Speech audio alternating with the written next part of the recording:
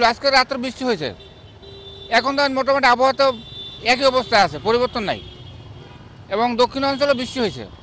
বরিশালে গতকাল থেকে মাঝে মাঝে বৃষ্টি হচ্ছে, যে কারণে আসলে জনজীবনে এর কিছুটা প্রভাব পড়ছে। দেখা যায় যে বৃষ্টির পর পর হয়তো বা আবার আরও প্রচণ্ড ঠান্ডা নামবে।